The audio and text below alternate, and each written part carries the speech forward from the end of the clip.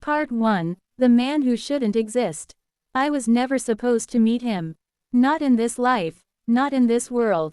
But that night, the rain didn't just fall, it pulled me forward, like something was calling my name from the darkness beyond the forest. I was walking home alone when I first saw him. Standing under an old broken streetlight, perfectly still. Like he had been waiting for centuries. He looked human at first glance, too perfect to be real. Pale skin, dark eyes that didn't reflect the light. Not even a blink when the thunder cracked above us. And then, he looked at me. Like he already knew me. "Don't come closer," I whispered, even though my feet were already moving. His voice was quiet, almost gentle. "You shouldn't be here." That should have scared me. But instead, something in my chest tightened. Like I had heard that voice in a dream I forgot. I asked him what he was doing there in the rain. He didn't answer immediately. Instead, he stepped forward, slowly, carefully, like I was something fragile, or something dangerous. Then he said the words that made my breath stop. "I've been searching for you longer than your life has existed." A cold wind passed between us. My heart should have told me to run. But when I looked into his eyes, I didn't feel fear. I felt recognition. Like my soul was remembering something my mind had lost. "Who are you?" I finally asked. His expression changed, just for a second. Like pain hiding behind centuries of silence. "I am the reason you were never safe in any of your past lives." Thunder struck, and in that flash of light, I saw it. Not a man, not fully. Something behind him. Something moving too fast, too unnatural to be human. My body froze. He noticed my fear instantly. And for the first time, his voice broke slightly. "Don't look behind me." But it was too late. The shadow stepped forward, and whispered my name, a name I had never heard before. But somehow, I remembered it.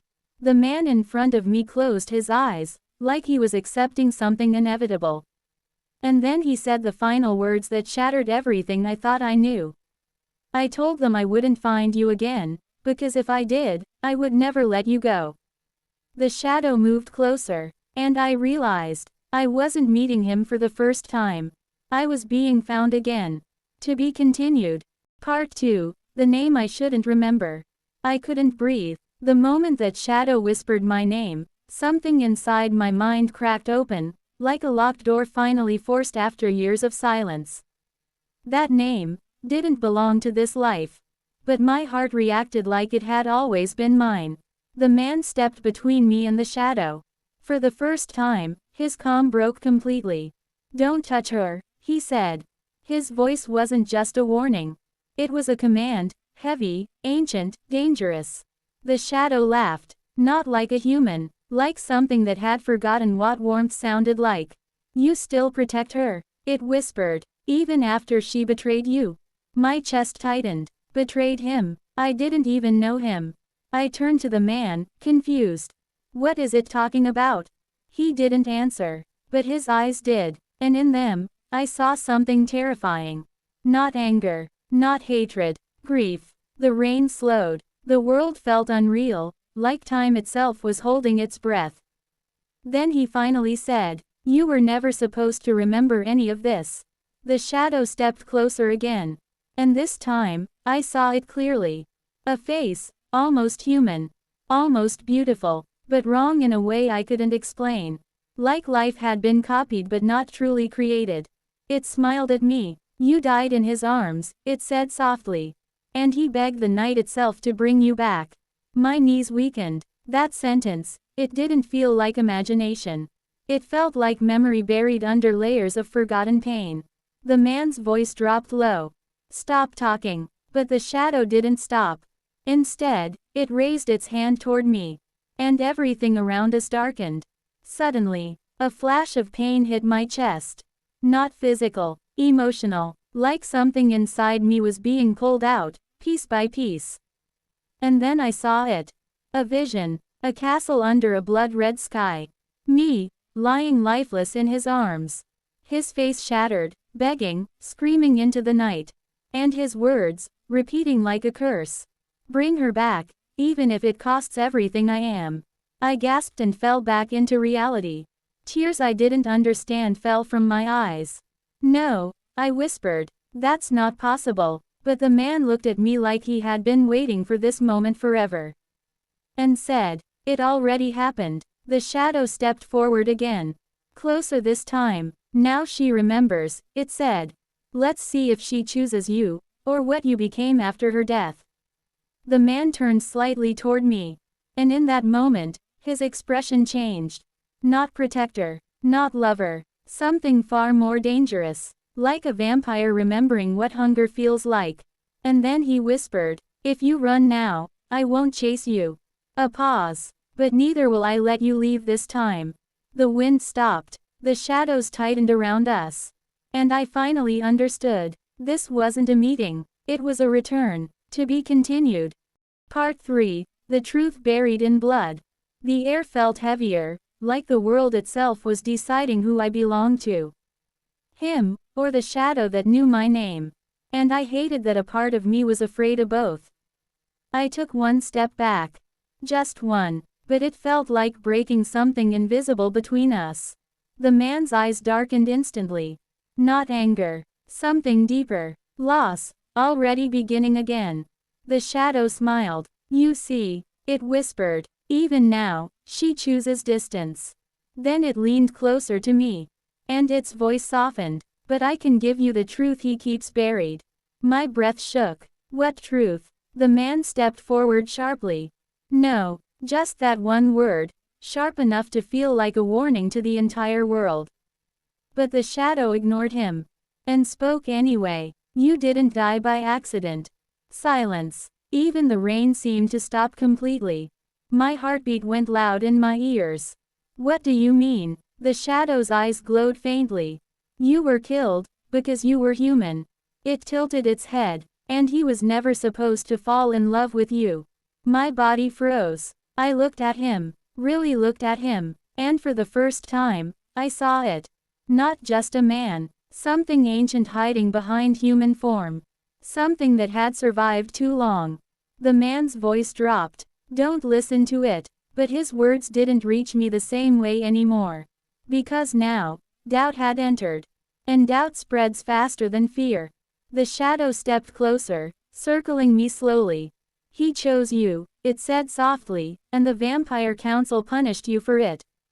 My breath caught. Vampire Council. My mind couldn't fully hold it, but my heart already felt the weight of it. I turned sharply to him. Is that true? A long silence. Too long. And in that silence, I saw my answer. Finally, he spoke. I tried to erase you from that world. His voice cracked slightly, but I failed. My chest tightened. So I died, because of you. He didn't deny it, and that was worse than any answer. The shadow laughed again. You see, love is not what he thinks it is. It leaned in closer. It is possession, rewritten as devotion. The man moved suddenly, faster than anything human should. And in a blink, he was in front of me.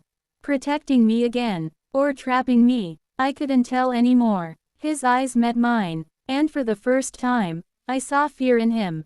Not of the shadow, but of me remembering too much. You don't understand what they'll do if you fully remember, he said quietly. I stepped back again. No, I whispered. I think I'm starting to. The wind rose violently. The shadow raised its hand, and the ground beneath us cracked with darkness. And then it said the final words that shattered everything again. She didn't just die for loving you, she became the reason you stopped being human.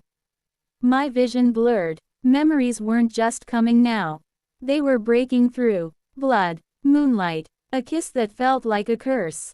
A promise made in death. I looked at him, and for the first time, I wasn't sure if I was seeing my savior. Or the beginning of my end. The shadow stepped into the darkness, fading slowly, but its voice lingered. When she remembers everything, she won't stay yours. And in that moment, I finally understood the real horror. Not the vampire world, not the shadow, but the truth waiting inside me. Because something inside my heart just whispered, I think I loved him before I ever met him. To be continued. Part 4. The memory that was never mine. Something inside me snapped, quietly. Not pain, not fear, recognition. Like a door inside my mind had finally been forced open after being locked for too long. I staggered back, breathing uneven. The world didn't feel real anymore. The rain, the shadows, even him, everything looked like it was built on something fragile. Something I was only now beginning to see through. The man didn't move, but his eyes, they changed. Like he already knew what was happening inside me. And he was afraid of the result. Don't fight it, he said softly. That sentence should have comforted me. Instead, it made my chest tighten. Because it sounded like he had said it before. A sharp pulse hit my head. And suddenly, I wasn't standing in the rain anymore.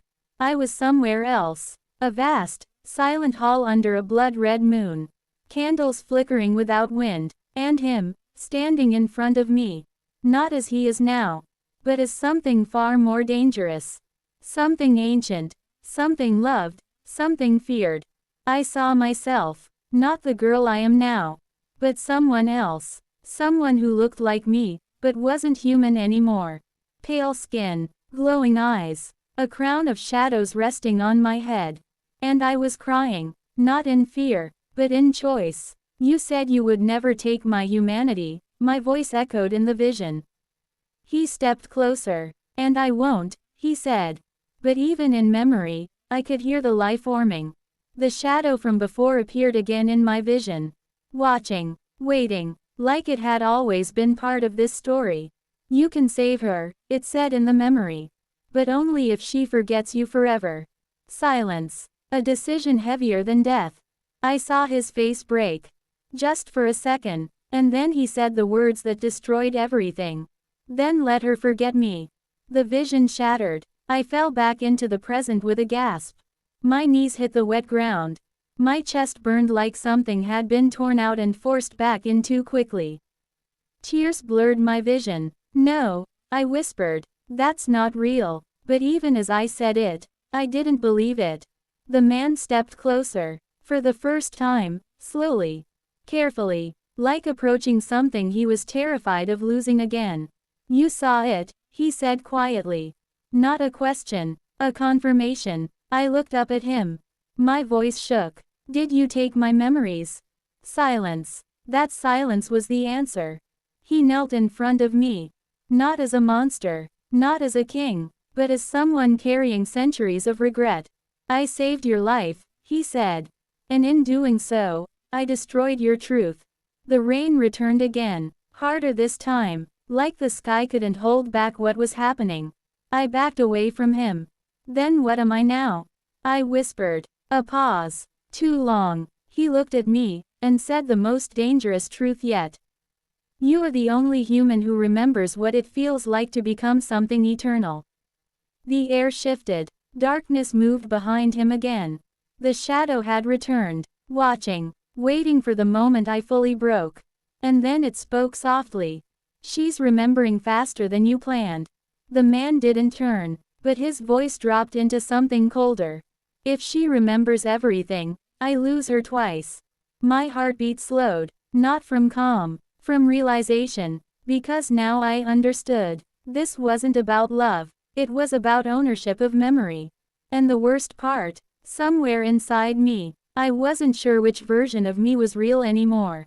The shadow stepped closer behind him. And whispered, choose carefully, girl, because one of you is lying, and the other has been waiting for you your whole death. The rain stopped again. Silence swallowed everything. And for the first time, I realized the truth was not waiting outside me. It was already awake inside. To be continued.